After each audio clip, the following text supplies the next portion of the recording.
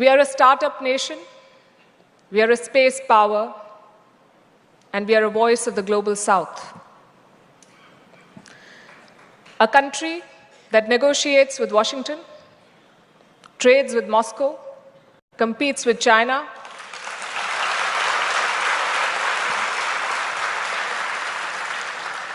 builds with Tokyo, and still finds time to send mangoes to West Asia.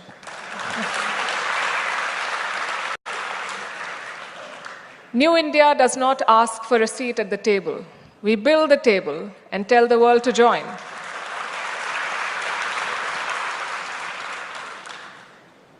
And whatever I've said so far is not rhetoric. It is our reality which is reflected in our numbers. And I'm a big fan of storytelling with numbers. Last quarter, our GDP grew at 7.8%.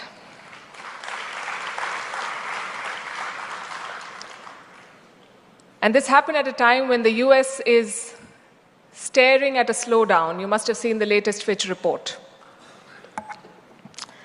It also happened at a time when Europe is flirting with recession, when China is struggling with the weight of its debt burden. India is running.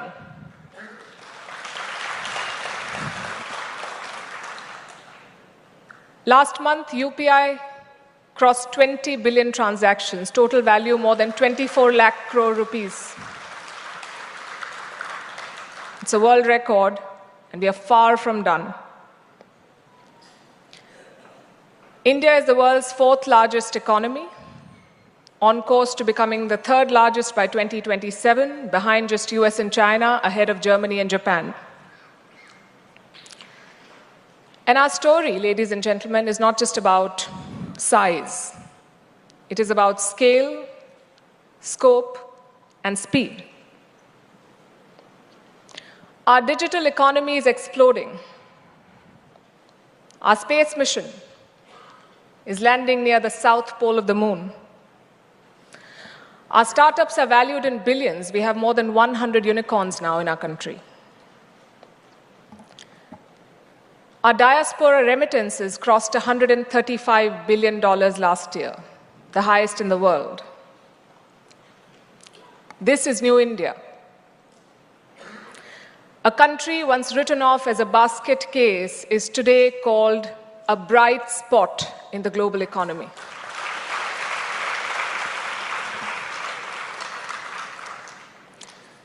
So what makes New India tick?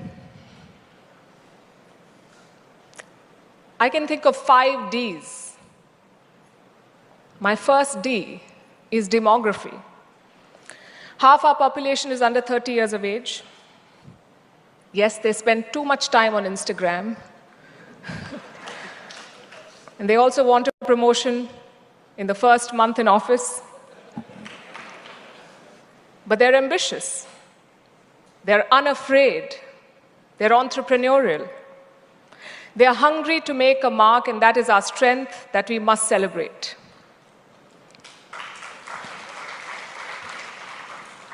My second D is democracy. In a world that is drifting towards authoritarianism, India stands out. We are very chaotic. We argue, we disagree, we protest, we vote. But we move on. We've always had a peaceful transition of power. And sometimes it feels like democracy is slowing us down. But we must remember that democracy is also what saves us. It is what makes us who we are, a noisy, chaotic family of 1.4 billion people. The third D on my list is diversity. 22 official languages, hundreds of dialects, and every religion under the sun. India is not a melting pot. We are a very big thali,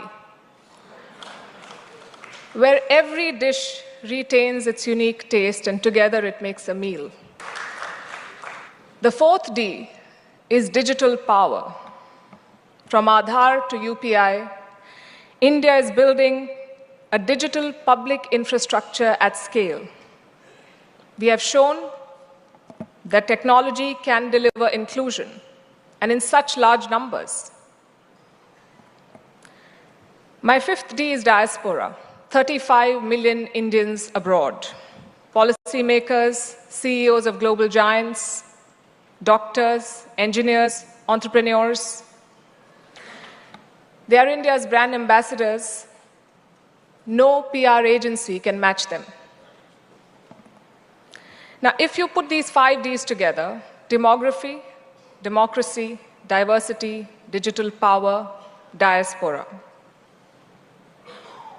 what you get is a country that is not just a regional player, it is a global power. Not just a market, but a shaper of rules. Not just a voice, but an agenda setter.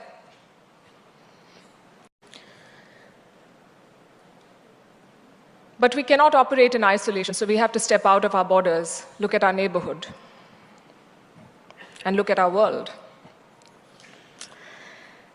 Our world is changing fast, unpredictably, and often chaotically. American unipolarity is over. Chinese ascendancy is facing headwinds. Europe is struggling for relevance. Russia is gambling with aggression. West Asia remains a powder keg. Africa is demanding long overdue attention. Latin America is looking for partners. The institutions created after the Second World War are showing their age. Today, the United Nations Security Council does not reflect the realities of 2025. It reflects the realities of 1945.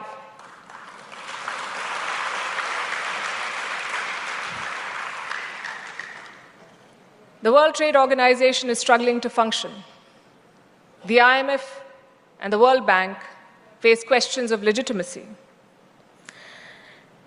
Technology is redrawing power maps faster than diplomats can update their talking points. Artificial intelligence, quantum computing, biotechnology, these are not buzzwords. These are the new currencies of global influence. Climate change, it does not respect national borders. It does not respect protocol. It creates new vulnerabilities, new conflicts, new migration patterns. And everywhere, nationalism is resurgent, not always in the best way. The promise of borderless globalization has given way to strategic patriotism. This is not a stable world order. This is a world in transition, where rules are being rewritten, power is being redistributed, and alliances are being reconsidered. And for decades, India was a recipient of these changes. We adapted to what the world decided and did. But today we have the opportunity.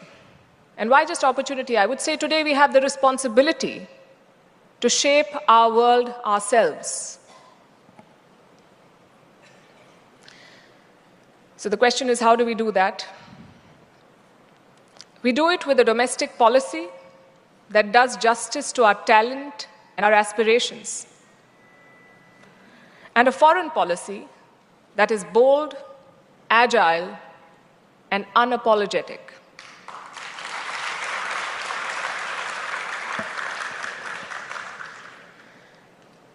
Look at the G20 in Delhi. India was the chair last year. We put the global south at the center of the conversation. Look at BRICS. Look at the Quad. Look at the SCO. India is part of all these clubs, sometimes competing, sometimes cooperating, always balancing, and always consequential.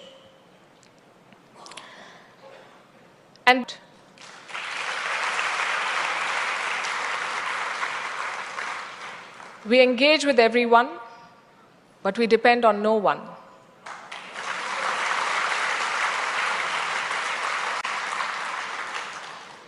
And our biggest commitment is to our national interest.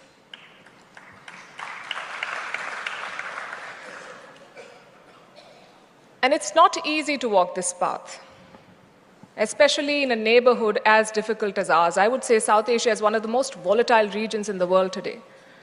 Look at the past 3 years. Coup in Myanmar, economic collapse in Sri Lanka, radical takeover in Bangladesh, and I'm sure you followed what happened in Nepal this week.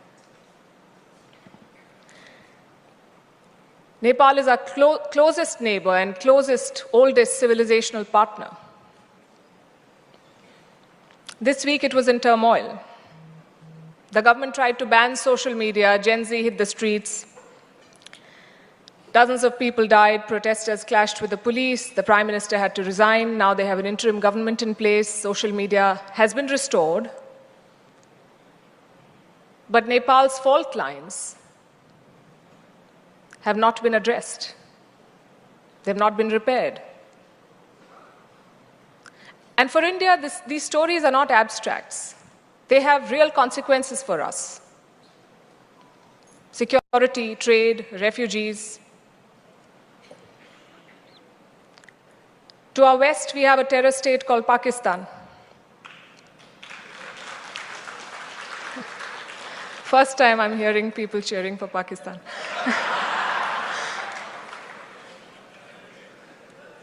We have Afghanistan that is ruled by the Taliban. And we have China, which remains our biggest challenge. I think the handshakes in Tianjin will not change China's DNA. We must remember that. Our friendship may be framed on paper, India and China. But the reality is steel and barbed wire along the LAC. And we must remember that. China wants Asia for itself. India says there's room for all of us to grow. And that contest will define this century. And what makes life even more complicated is the uncertainty around us. I recently learned a new term called VUCA. Have you heard of VUCA? V-U-C-A. V for vulnerability, U for uncertainty, C for complexity, and A for ambiguity. They say we live in a VUCA world. That's VUCA for you. In America, they have a different name for it. It's Donald Trump.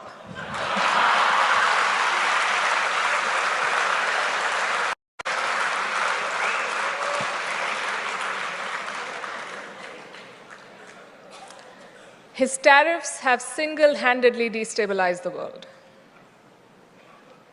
He believes, I think he truly believes that it's a magic wand. But it's proven to be a wrecking ball, and no one's telling him that. He wants to sell us corn and dairy, and he wants us to stop buying Russian oil. So what has India done? We continue talking. We pursue a deal. But we insist on a deal that works for both of us. Again, that's new India for you. We stand our ground.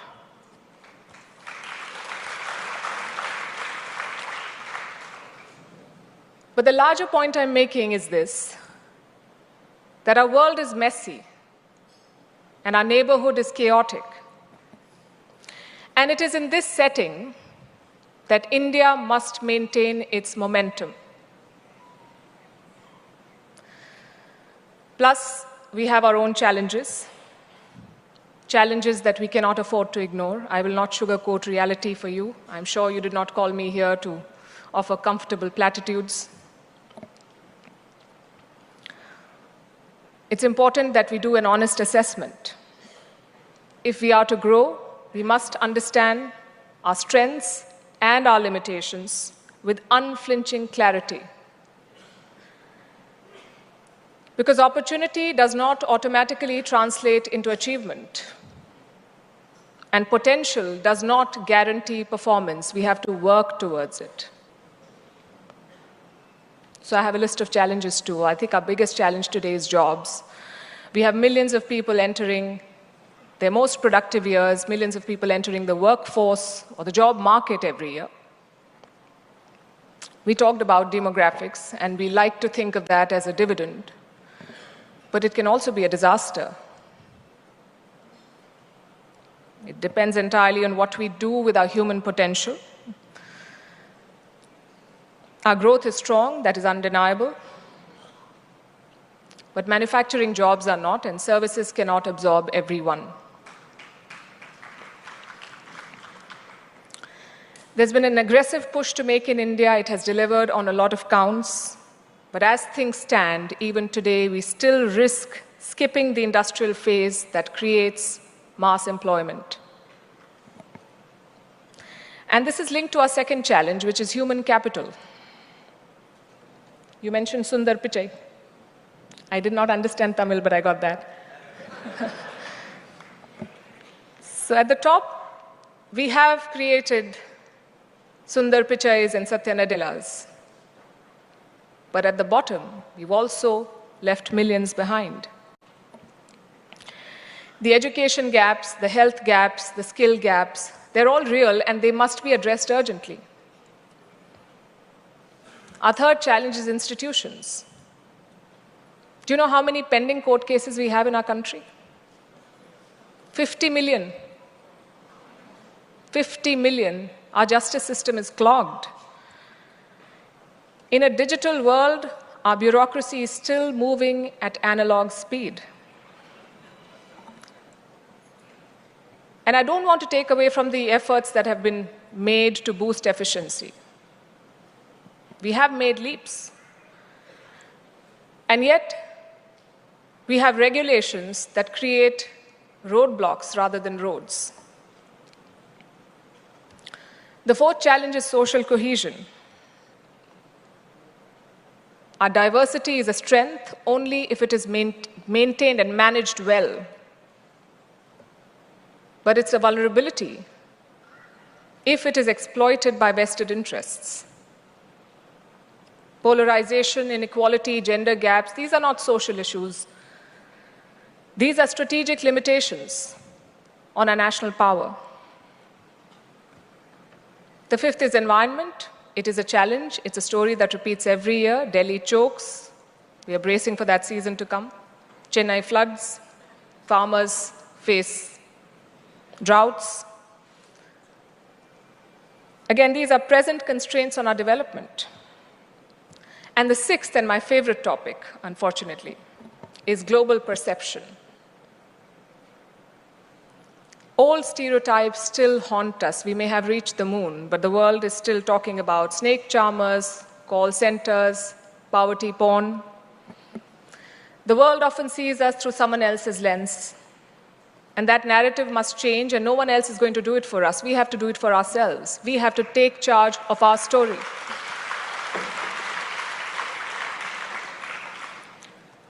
And all the challenges that I just listed are not reasons for despair. I think they should be reasons for determination. We have to be clear-eyed if we want our vision to turn into reality. Thankfully for us, India also stands at a vantage point. The great supply chain reorganization is underway. I keep talking about it on my show. The pandemic and the politics that followed has taught the world the risks of overdependence on China, so companies are looking for other markets, they're relocating, and India offers a compelling alternative. I think the best example is Apple. Apple is making iPhones in India, and this is not just an investment story. When one of the world's most valuable companies invests in India, builds in India, commits to India, then it's a message to the whole world.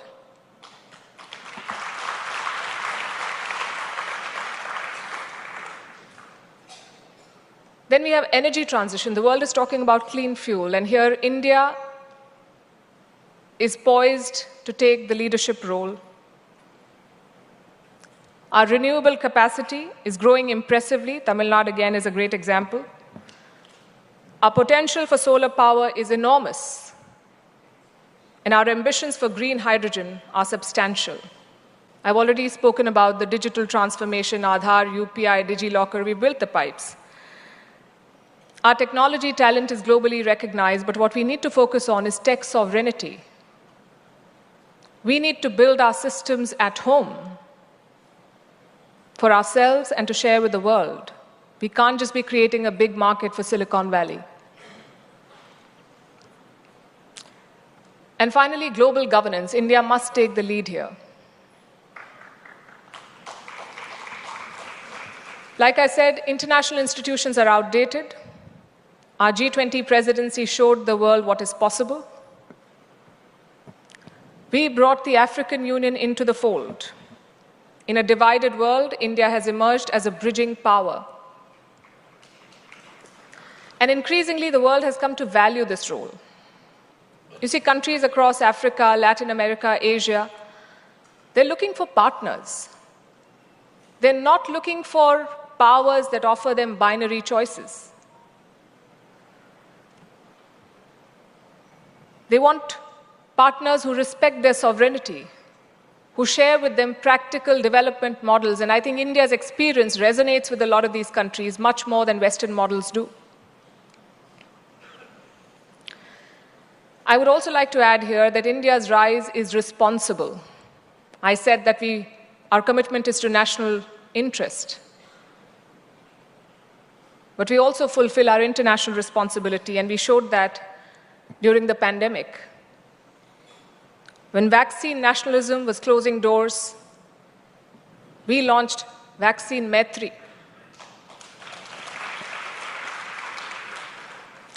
India sent vaccine doses and medical supplies to more than 100 countries because our strategy was solidarity.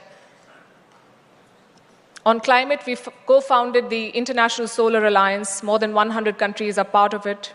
Again, this puts the Global South at the heart of the energy transition. And then, of course, our digital public goods. Countries are increasingly learning from them and adopting them. So we don't just speak for the Global South, we also build for it. And a big part of what we're building is strength, including military strength. India is emerging as a defense exporter. And we are offering the world systems which are affordable and reliable.